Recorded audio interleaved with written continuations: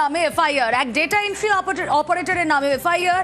নির্বাচন কমিশনের নির্দেশে এফআইআর রাজ্যের ভোটার লিস্টে নাম তোলায় গাফিলতির অভিযোগ। কথা বলবো, প্রতিনিধি সোমরাজ বন্দ্যোপাধ্যায় রয়েছেন সঙ্গে। সোমরাজ,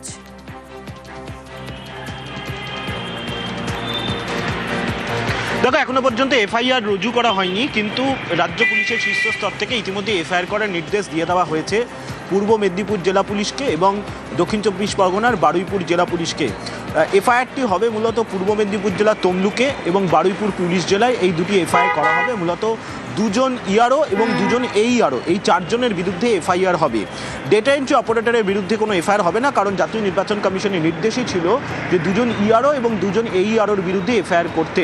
যেহেতু রাজ্য পুলিশের শীর্ষ স্তর থেকে ইতিমধ্যে পূর্ব মেদিনীপুর জেলা পুলিশ ও বারুইপুর পুলিশ জেলায় নির্দেশ দিয়ে দেওয়া হয়েছে, তাই মনে করা হচ্ছে আজ রাতের মধ্যেই এফআইআর প্রক্রিয়া সম্পন্ন হবে। কিন্তু এখনো পর্যন্ত তমলুক বা বারুইপুর পুলিশ জেলা এখনো পর্যন্ত এফআইআর রুজু করা হয়নি।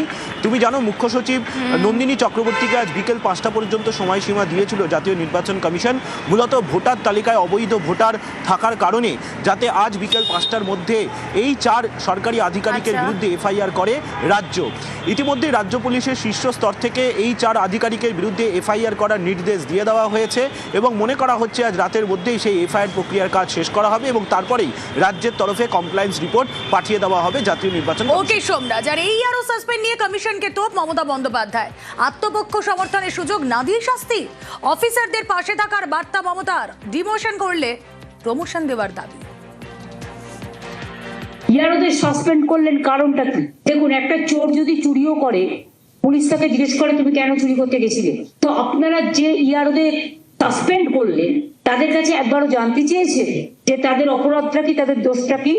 এই তুগলকি কমিশন কতগুলো হোয়াটসঅ্যাপ দিয়েছে এবং তাতে এক এক রকম total confusion and contradiction and টোটালটাই ইলিগাল। আমি অনেক ইলেকশন কমিশন দেখেছি in my life, but I have never seen this type of Tughlaqi commission who are running the commission through a particular political party. They are going to destroy the democratic fabric of India. They are now going to bulldoze the federalism. They are interfering in every state matter. They are threatening culture, limitless. And if you ask me to say in one word, it is atrocious, terrible. যেটুকু আইন মানার প্রয়োজন election কমিশনের, নিশ্চয়ই মানবো তুগলকি কমিশনের। আইনেরও একটা পরিধি আছে, তারও কতগুলো বাউন্ডারি আছে। বাউন্ডারির বাইরে গেলে কিন্তু ছক্কা খেতে হবে জনগণের।